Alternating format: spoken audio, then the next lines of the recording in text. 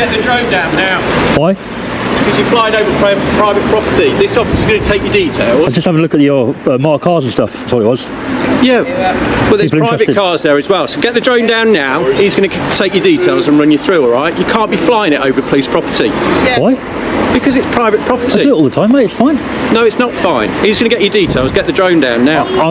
To be fair, I'd finished anyway. I'll take the drone down because I don't want to be keeping it in the air while I'm talking to you. No, we'll get it down but now.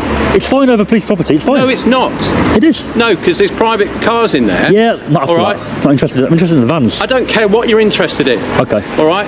Well, I don't care what your concern is, mate, but I'm trying to allay your concern. If you're concerned about me, and I don't care if you're recording, I'm Sergeant 4616 Roberts. Thank you very much. All right. I'm going to land the drone. Land the drone. We'll talk. They'll take your details. All right. Won't be taking no details, buddy. Hey. Won't be taking They no will details. be taking your details, or they'll be taking the drone. Right from the start, things go sideways. The sergeant storms off, barking orders about private property and demanding the drone be brought down. Let's set the record straight. While the police station itself may be private, the airspace above falls under the jurisdiction of the Civil Aviation Authority, CAA, not the local police.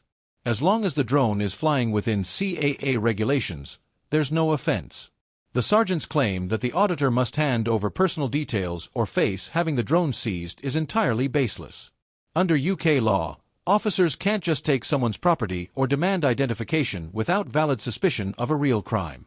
Throwing out commands and threats without any legal justification isn't policing. It's nothing more than intimidation. Yes, really. So, they're only entitled to details if I've been suspected of committed an offence. Which you have. We don't know who you are, okay? That's not an offence, buddy. This is a CT, it's a counter-terrorist site, all right? Is it? Yes. I didn't know that. Well, you do now. I didn't know that. All right? So I make... So that's because the security's there, and all private cars and covert cars are parked out the back. I don't like your approach, Okay. but I'll tell you what I'm doing. I'm doing a video on the police vehicles today. Right. Didn't know that was the type of site it is. Okay, but we need to get your details, But I because don't we give don't details. know who you are. I'm going to land that. I'll come over, all right? Right, if we don't take your details, we're going to seize your drone. Simple as that. And then I'll be civil claiming against you because I have not. Claim all you like, I have not but you're committed an flying it offence. over police property. That's not an offence, buddy. Where there's code. Let me land it. It's We'll talk. a CT site. Land the thing now. I do this a lot. I've never seen anything like this in my life, mate. For you to tell me that it's okay to fly over private property, a police site which is a counter-terrorist site. Okay, I didn't know that bit. Well, you do. The sergeant claims he's never encountered anything like this before and tosses out the term counter-terrorism site to justify his actions. Let's clear this up. Burton Police Station is not officially designated as a protected site under the Official Secrets Act or any specific counterterrorism legislation. Simply labeling it as counterterrorism doesn't grant the police any special powers, nor does it place legal drone flights operating within CAA rules under restriction. This has nothing to do with terrorism. It's about a sergeant who clearly lacks knowledge of drone laws and the proper use of counterterrorism legislation. Using terrorism as an ambiguous threat to intimidate someone who is lawfully filming from public airspace is not only misleading, it's reckless and the kind of policing that damages public trust. Well, security then. Because you do know. What do you mean security? What I'm saying is, right, well, I fly drones see over. How it looks to me, all right? If you've never seen anything... We all do... no, you're not listening to me. Because we all do... You're not going to get a word in, are you? Different roles. Go on, you have your say. So it's a counter-terrorist site for custody. Right, so you have got custody here. Pardon? You got custody here.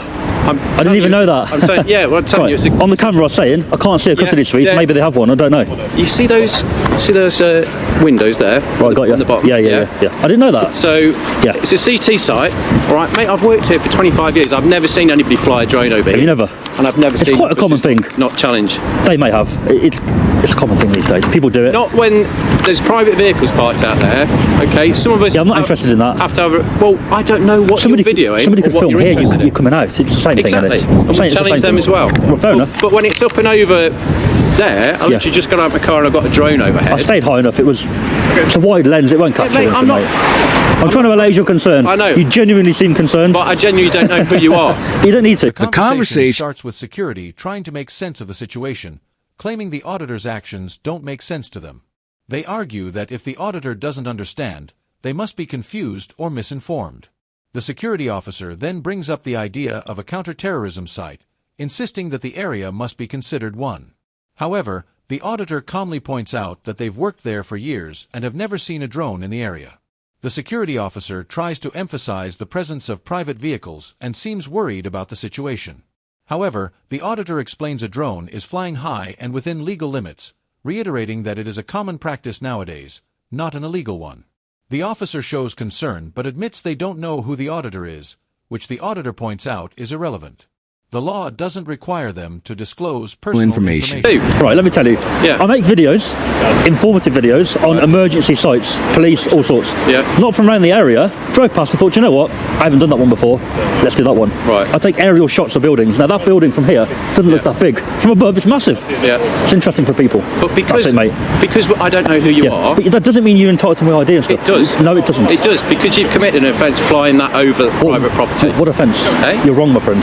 What offence? If I was committed an offence doing that, I would not do it. It's a CT site. So under certain legislation... The sergeant gears, now focusing on the visibility of private vehicles, but this is entirely beside the point. The auditor is not there to film personal cars, and that's made perfectly clear. Still, the sergeant continues, arguing that he doesn't understand the auditor's motives or identity, as if that matters. Let's break it down. Under UK law, filming from public airspace does not require anyone to explain their intentions or reveal their identity. Officers aren't allowed to demand personal details simply because they're uncomfortable or uncertain.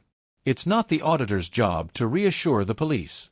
It's the police's responsibility to know and uphold the law. I'll tell you one thing. I don't have to do this, but I want to allay your concern, and I don't want you guys to be doing something like seizing the drone that you shouldn't Not do. seize your drone. We just want to know who you are. I could be talking to somebody who's wanted. But I'm not going to give you that, who's mate. got criminal offences. How is that going to... Okay.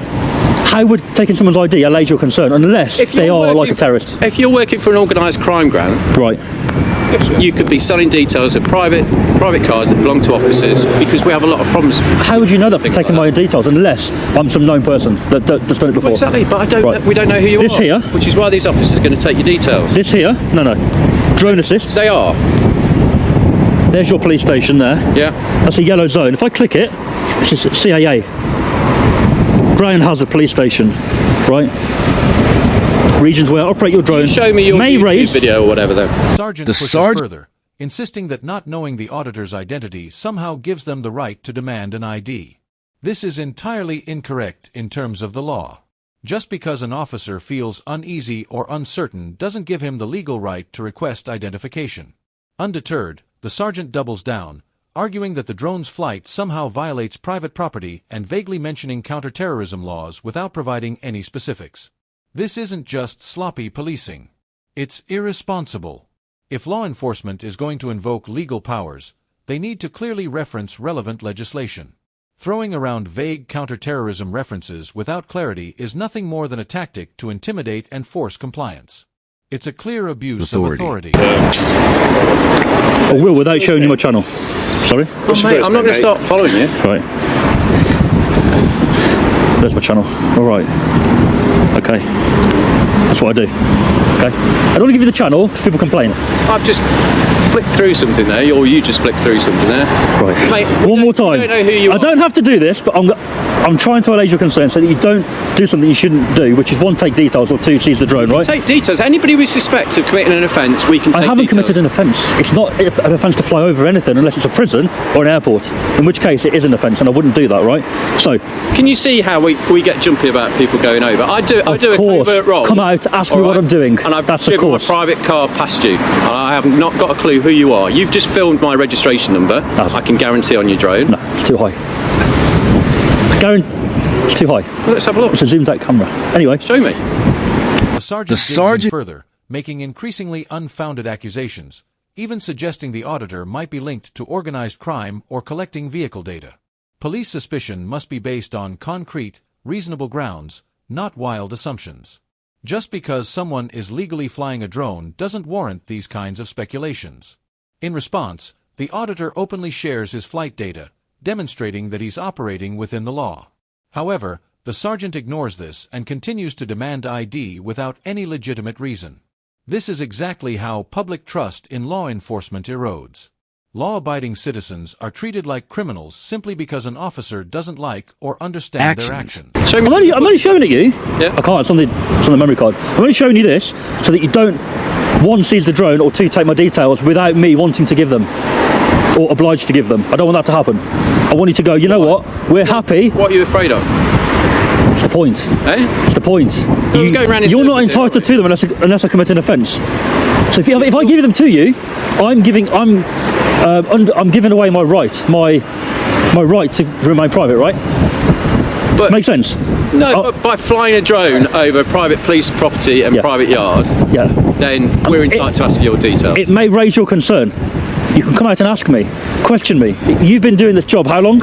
A long time, right? 27 and a half years. So by talking to me and questioning me, you're probably going to get a good idea as to intentions. I can tell by talking to you. Right. You seem like a decent guy. There we right? go. And that's it. I'm sure you haven't got, but I don't know you. But you have to leave it at that. You can't be No, demanding don't details leave it. just because you want to put that little bit of paranoia extra to bed. You can't do that, mate. And you know you can't. At this point, the sergeant's pressure becomes so intense that the auditor feels compelled to reveal his YouTube channel just to prevent the officers from unlawfully seizing his drone or personal details. This isn't cooperation. It's compliance under duress. When a person is forced, approved or not criminal, into voluntarily handing over personal information despite committing no offense, policing has clearly failed. No one should ever be forced to compromise their privacy or disclose personal platforms just because the police threaten actions they have no legal right to take. You know you can't. Yeah, I'm pretty sure You know you can't. Anyway, that's my channel. There's my videos. All right. I did a police one the other day. Look, there it is. Yeah. We have rules on drones in Wales, right? That's my video. Okay. Right. That's all I'm going to give you. You probably know more about drone legislation than I do. Go on. So I don't know. Let me just check I'm still recording, mate. Go on. No, crack on. No, I said Just in case something happens, I want to make sure I've got it as well. I've got other stuff to do. Can you just let me no through the gate? problem. Because I've left my card in the car. Nice meeting you, Sergeant. And you, all right? I hope I've allayed your concern a little don't bit. fly it over again, all right? You've got your footage. I have to be fair, but Yeah. it's allowed to happen, mate. I get that you're going to have you've done the right thing, Yeah, well, of course, because... but I think your original people- approach was a little bit you aggressive. cops- what? A little bit aggressive to begin with. Oh, no, get the bloody thing down, man. It's over private property. But it can go back over, can't it? So it can go back over. If you I'm not going fly to, I've warned you not to. I'm not going to. Take your drone. So, but I can legally go seize your over. drone. I'm finished. I'll go and get my uniform and I'll seize your drone. No, but for what reason would you do that? Let's be blunt. After nearly 3 decades in policing, it's downright embarrassing that the auditor has to teach this sergeant basic law enforcement principles. Real policing isn't about making baseless demands or inventing threats out of paranoia. It's about evaluating facts, asking logical questions, and upholding the rights that officers are sworn to protect. Yet, here's the sergeant, desperately demanding ID simply because he feels uncomfortable, showing a complete lack of legal knowledge and even less regard for civil rights. After 27 years on the job, he still thinks paranoia justifies harassment. This isn't good enough. Oh, no, I'm just an average Joe. Are you willing to give your name? no. No? It's Yeah. obvious, right? Right. No. In that case, I don't have you have got to. any reason to be here right now? No, but I'm free to be here. Okay. You are. Obviously, I've asked my sergeant if she can speak to a drone expert because I'm close. Yeah. I think she said something along the lines of you have to like drone license. I'm assuming is it going to be one of them drones that's like over a certain weight limit you have to have a license and You have to have an operator ID.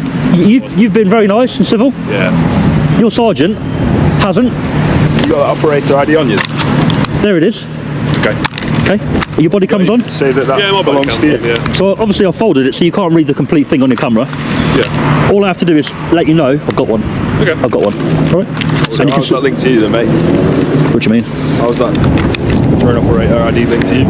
It doesn't have to be linked to me. Does it not? No. Okay. The owner of the drone. Yeah, drone looks a bit baffling. I don't really know much. Operator ID has to be linked to the owner of the drone, I think. And the flyer ID is obviously my thing. I am the owner of the drone, so that ID is linked to me. Watch how the sergeant storms off, making a direct threat to seize a drone if the auditor dares to fly again. Yet, when asked to provide the legal grounds for such a threat, he simply ignores the question and walks away. This isn't just disrespectful, it's dangerous policing. The sergeant openly threatens to confiscate personal property without any legal justification, purely because he doesn't like being challenged. His dismissive response to a legitimate question isn't just unprofessional. It is a deliberate attempt to intimidate someone who's exercising their lawful rights. Good policing means explaining actions clearly and respecting citizens' rights, even when challenged. So, have you got proof of that right now? Like what? Have you got proof that that is linked to you? Nope. No? Okay. Don't need it. Fair enough. If I suspect you of an offence, Yes. you have to give me your operator ID.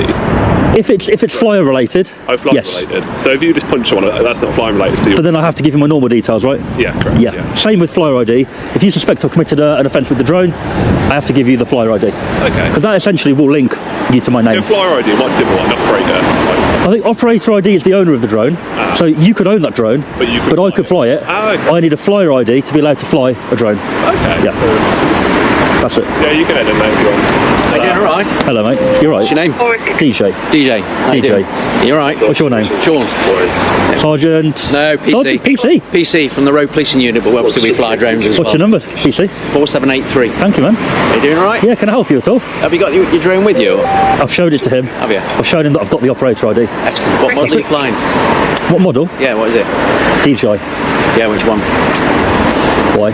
Mavic 2 Mini. Why? Because of the size and the weight, and then Right. maximum permitted takeoff mass I'll determined. tell you what I'll do. Occasions. As you're the drone officer, Go on. I'll just show it you. Yeah, nice one. Oh, the Mini. Excellent. Under UK law, particularly the regulations set by the Civil Aviation Authority, CAA, drones with cameras, regardless of their weight, must display an operator ID. This ID is linked to the person responsible for the drone, not necessarily the individual piloting it at the time of flight. This means that while the drone must show a valid operator ID, there's no legal requirement for it to directly connect to the pilot during a specific flight. Additionally, for drones weighing 250 g or more, the pilot must have a flyer ID, which is earned by passing an online theory test. However, for drones under 250 g with a camera, an operator ID is mandatory, but a flyer ID is not required by law, though it's still recommended. Excellent, all right. And have you checked your NOTAMs this morning before your flight? Oh, what, sorry? NOTAMs. No. Any reason why? No. Don't check it every day. You don't check it every day. You should check it before every flight. Really? Yeah, yeah. What do you use? Do you use NOTAMs or not? No, I use Drone Assist. Okay, so it will pull it from NOTAMs. And when you're flying, do you... When you say, hold on, do you mean, have I checked where I'm flying? Yeah. Of course, yeah, I checked before I travelled So up. Drone Assist will take any warnings or hazards from NOTAMs. No, As well. The word you used, I didn't know what the word meant. Yeah. Before I travelled, I checked the area. So I've travelled quite far today. Where do you come from? I didn't want to travel up. Yeah. I get here, and I'm like, oh, I can't fly here. So I've checked all that already. When the drone officer arrives, the tone shifts immediately. Unlike the sergeant earlier, who came out making threats and spouting legal claims he couldn't support, this officer takes a calm, professional approach. He simply asks what type of drone is being flown, and the auditor, cooperative from the start, explains that it's a DJI Mini. This is key because the DJI Mini, weighing under 250 g, falls into the lowest risk category under UK drone laws. As long as it's flown responsibly within visual line of sight, under 120 m altitude, and away from uninvolved people, it can be legally used in built-up areas, including over private property. The only legal requirement is a valid operator ID, which the auditor had already I displayed. think they just presume, don't they, that Exactly, because they think you own that land, it goes upwards like that, and you own everything above it as well, but you don't. And people don't get that, and that's what confrontation you get a lot of times from people coming from private companies. Why are you flown over our yard? It's got lots of stock in it. Well, you don't stop a helicopter flying over, you don't stop a British Airways flight flying over. What's the difference from a drone flying over? Just because... his first words were, you're flying over private property. So you should educate your sergeant. Yeah, when he came storming out, I was like, I'm pretty sure it's allowed. And that's why I want to double check first before he went, did something he shouldn't. Or I did something Yeah. I... For those unfamiliar, NOTAM stands for Notice to Airmen. These are official notifications issued by aviation authorities to highlight temporary hazards in the airspace, such as air shows, police operations, emergency incidents, or flight restrictions near sensitive areas. In the UK, NOTAMs are managed by the CAA and NATS. It's crucial for drone operators to check these alerts before flying, particularly in urban areas or near infrastructure. Using apps like Drone Assist is a valid and widely accepted method, as it aggregates NOTAM data into a user-friendly format. The auditor's process is perfectly sound. And once again, the drone officer handles the situation appropriately. No pressure, no threats, just clear information and constructive dialogue. Maybe He was just concerned that I was doing it for probably a terrorist-related incident, Yeah. something or other, wasn't he? But And it does say when you're flying it too, like I said to you earlier, near buildings, certain areas, it does create a security risk, but you don't commit an offence. No. Yes, you create you expect to be challenged about it. Yeah. Fine. Yeah. But as long as you're legal and as long as you're doing everything as you should do, then you've got no problem, have you? No. There you go. That's it, man. Nice one. All right. Have a good day. Damn it. Leave it to it, mate. It's Yeah, been man. nice chatting to you. Thanks You for being too, mate. informative. You too. I'm gonna go. Have a good day, man. This is where the drone officer truly shines. He calmly explains one of the most commonly misunderstood aspects of drone law: airspace ownership. He makes it clear that owning the land doesn't mean owning the airspace above it. This officer shows exactly what policing should look like: fact-based, informed, and free of ego. There's no paranoia, no emotion, and no flexing of authority. He sticks to the law, explains it clearly, and handles the situation with professionalism. Rather than escalating the situation, he brings clarity, correcting misconceptions instead of inventing new problems. This is a stark contrast to the sergeant earlier, who relied on gut feelings rather than legal knowledge.